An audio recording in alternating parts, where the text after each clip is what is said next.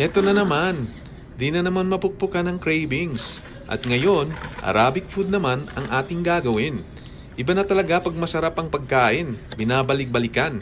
Kaya ito, sinalampak ko na at uupakan na natin. Ito ang paborito naming Arabic food, biryani at bukari.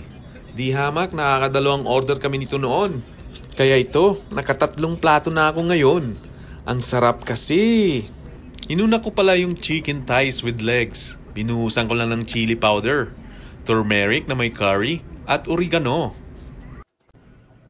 Mekos. Hinalo ko ang ibig sabihin nun. Tapos nilagyan ko ng asin para timplahan. Ibinabad ko ng isang araw para swak ang lasa. Eto na, ready to oven na. Nilagyan ko ng konting butter para di maging dry. Ipunas lang yan kung saan-saan para sumuot sa laman. At ipasok na yan para iluto ng 35 minutes sa 400 degrees sa oven. Ito naman ang panggisa natin sa ating karne na ipapalaman natin sa bigas, kamatis, sibuyas, bawang. Igisa na yan, dagdagan ng cinnamon bark. Tapos, hulog na ang panggisa. Tapos, yung karne. Yan, halu-haluin mo lang yan.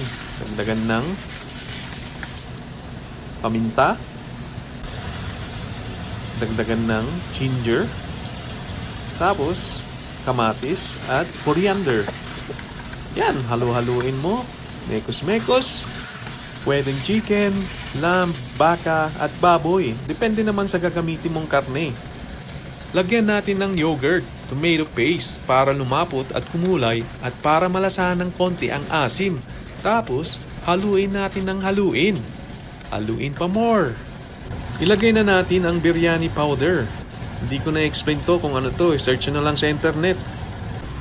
Ayan, lumalapot na at tamang-tama na ang texture para umpisan na natin ang pagluto ng ating bigas. Naglagay lang ako ng tubig. Nilagyan ng pamintang buo, bay leaf, cinnamon bark, star anise, cardamom, at cloves. Yan, yung cloves. Pinakulaan ko lang yan ng mga 20 minutes para lumasa ang spices. Tapos nilagyan ko na ng asin. Nilagyan ko na rin ng ghee oil para hindi magdikit-dikit ang mga bigas.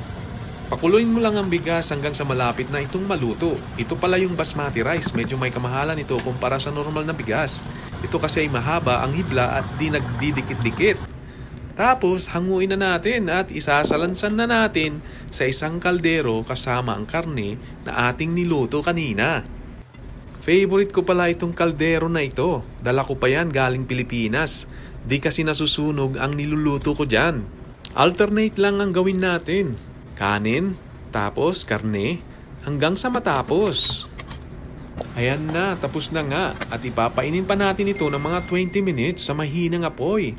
At ayan na, tapos na nga. Nagmamadali na akong ilagapak. Walang sandok-sandok, diretso na ito. Alam kong gutom na ang mga alaga akong naghihintay, lalo na ang asawa ko, na super paborito ito. Lagi akong inuutusan na bumili nito nung kami nasa Saudi pa.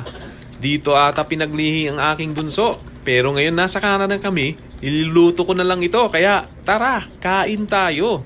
Masarap ito.